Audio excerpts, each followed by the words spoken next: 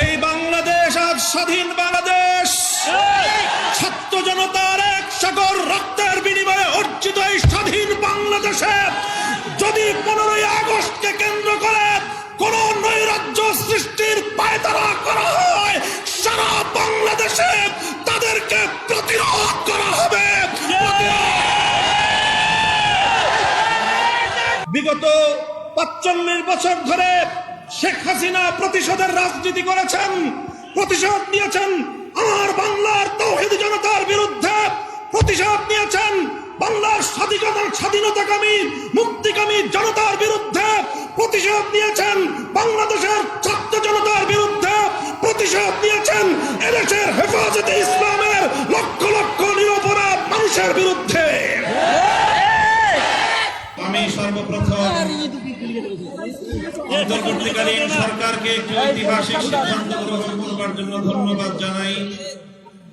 তারা বলেছেন নাকের ডগায় শত শত শহীদের লাশের গন্ধে পার হয়ে 50 বছরের সেই পুরনো কোন নিহত ব্যক্তির জন্য জাতীয় শোক দিবস পালন করার কোনো অর্থ হয় না। এজন্য 15ই আগস্ট শোক দিবস বাতিল ঘোষণা করে একটি ঐতিহাসিক সিদ্ধান্ত গ্রহণ করেছে। এজন্য আমি অন্তর্বর্তীকালীন সরকারকে ধন্যবাদ জানাই। আরেকটি বিষয় আমি দেশবাসীকে সতর্ক করতে চাই, হেফাজতে ইসলামের নেতা কর্মীদেরকে সতর্ক করতে চাই। ইতিমধ্যে আপনারা বিভিন্ন যোগাযোগ মাধ্যম, সামাজিক যোগাযোগ মাধ্যমে দেখেছেন পরাজিত শক্তির ফ্যাসিবাদী নেত্রী জালিম শাহী শেখ হাসিনা নরেন্দ্র মোদীর ঘরে বসে বাংলাদেশের অভ্যন্তরে 15ই আগস্টকে কেন্দ্র করে বিশৃঙ্খলা সৃষ্টি করবার জন্য তিনি উস্কানি দিচ্ছেন। বলতে চাই, আওয়ামী লীগের, যুবলীগের, ছাত্রলীগের যারা বিগত 15 বছর পর্যন্ত হাতুড়ি লীগের ভূমিকা পালন করেছেন, মনে রাখবেন এখন বাংলাদেশ আর সেই 16 বছরের ফ্যাসিবাদী পরাধীন বাংলাদেশ নয়। এই বাংলাদেশ আজ স্বাধীন বাংলাদেশ, ছাত্র জনতার এক সাগর রক্তের বিনিময়ে অর্জিত এই স্বাধীন বাংলাদেশে যদি 15ই আগস্টকে কেন্দ্র করে কোন নৈরাজ্য সৃষ্টির পায়তারা করা হয়, সারা বাংলাদেশে তাদেরকে প্রতিরোধ করা হবে।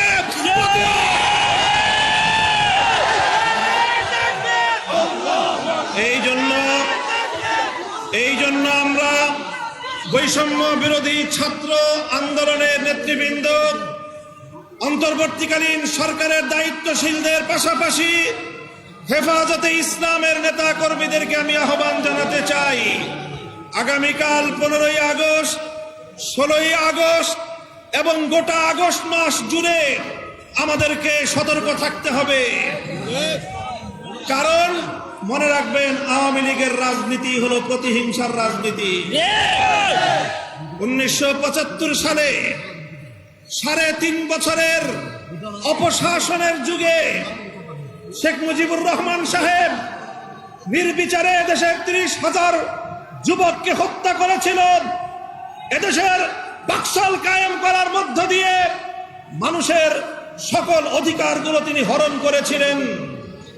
অধিকার হারা মানুষ তখন তারা ক্ষুব্ধ হয়ে ধানমন্ডির 32 নম্বর বাড়িতে অভ্যুত্থান পরিচালনা করেছিল। তখন এই শেখ হাসিনা ঘোষণা দিয়েছিল যে জাতি তার বাবাকে হত্যা করেছে তিনি সেই জাতির কাছ থেকে প্রতিশোধ গ্রহণ করবেন।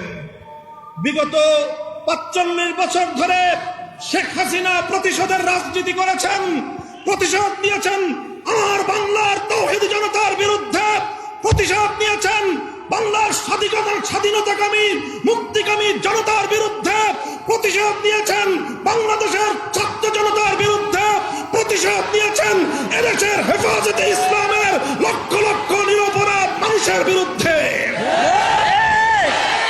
তিনি একজন খুনির নেশায় মাতাল, খুনের নেশায় মাতাল। আপনারা লক্ষ্য করে থাকবেন, যারা মাতাল হয়, মদখোর হয়, তারা সারাদিন যে যেখানে থাকে, দিন শেষে রাতের বেলায় সব মাতালগুলো একসাথে হয়ে মদ্যপান করে মাতলামি করে। বর্তমান পৃথিবীতে বড় বড় খুনের নেশায় মাতাল আছে। 1 নম্বর বিনিয়ামিন নেতানিয়াহু, 2 নম্বর ভারতের গুজরাটের কসাই নরেন্দ্র মোদী, 3 নম্বর বাংলাদেশের বিদায়ী ফ্যাসিবাদী শেখ হাসিনা। এই শেখ হাসিনা এখন গিয়ে খুনের নেশায় মাতাল হয়ে নরেন্দ্র মোদীর সাথে আখড়া করেছে। যদি সেখান থেকে বসে বাংলাদেশের স্বাধীনতার উপর কোনো হস্তক্ষেপ করার চেষ্টা করা হয়, তাহলে বাংলাদেশের মাটিতে ভারতীয় দূতাবাস থাকতে পারবে না। শেখ হাসিনার বিরুদ্ধে বাংলাদেশে বিভিন্ন থানায়, আদালতে হত্যা মামলা দায়ের হয়েছে। আমি আহ্বান জানাতে চাই, খুনি হাসিনাকে ধরে এনে বিচারের কাঠগড়ায় দাঁড় করাতে হবে। প্রিয় সাথী ও বন্ধুগণ, বক্তব্য শেষ। ইনশাআল্লাহ বিগত দিনে যেভাবে আমরা রক্ত দিয়েছি পিলখানায়, যেভাবে আমরা রক্ত দিয়েছি শাপলা চত্বরে, যেভাবে আমরা রক্ত দিয়েছি মোদী বিরোধী আন্দোলনে হাটহাজারিতে, যেভাবে রক্ত দিয়েছি আমরা মোদী বিরোধী